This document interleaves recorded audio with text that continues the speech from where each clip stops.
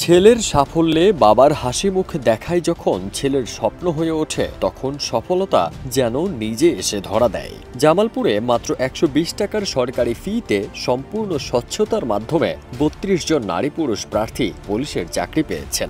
আজকে ভাইবার মাধ্যমে আমরা তাদেরকে প্রাথমিকভাবে ৩২ জনকে চূড়ান্ত করেছি আর ৬ জনকে আমরা সেখানে ওয়েটিং হিসেবে রেখেছি। ওয়ালটন আবারও মিলিনিয়ার অফারে ওয়ালটন ফ্রিজ কিনে আপনিও হয়ে যেতে পারেন মিলিয়নিয়ার। মিলিনিয়ার ছড়াছড়ি দেশ জুড়ে, এটা শুধু ওয়ালটেনই পারে। ১৪ মে রাতে পুলিশ লাইন্সের ড্রিল শেডে কনস্টেবল পদে চাকরির চূড়ান্ত ফলাফল ঘোষণা করা হয়। এ সময় পুলিশ সুপার সৈয়দ রফিকুল ইসলাম ২৯ জন পুরুষ ও ৩ জন নারী কনস্টেবল নির্বাচিত করেন।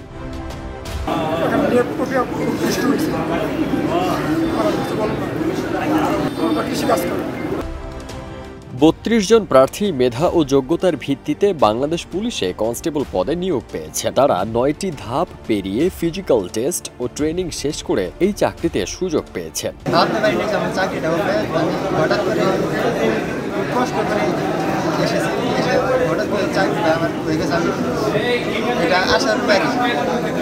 জামালপুরে কোনো ঘুষ বা তদবির ছাড়াই নিয়োগ পেয়েছে উচ্ছ্বসিত নতুন চাকরি প্রার্থীরা। জামালপুরের পুলিশ সুপার পুরো প্রক্রিয়াটি সুষ্ঠুভাবে পরিচালনা করেছেন। অনেকের জন্য এই চাকরি তাদের পরিবারের একমাত্র ভরসা হয়ে উঠেছে।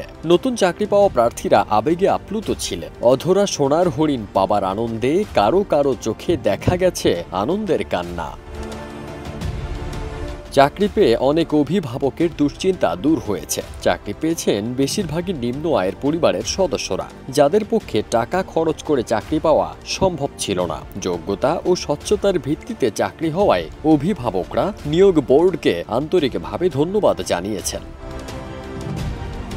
মাত্র ১২০ টাকায় সরকারি ফিতে পুলিশের চাকরি পেয়ে আনন্দিত চাকরিপ্রাপ্তরা। কয়েকটি কঠিন ধাপ পেরিয়ে শারীরিক সক্ষমতা ও মেধার প্রমাণ দিয়েছেন তারা। তাদের এমন সাফল্যে সবাইকে শুভেচ্ছা ও অভিনন্দন জানিয়েছেন জামালপুরের পুলিশ সুপার।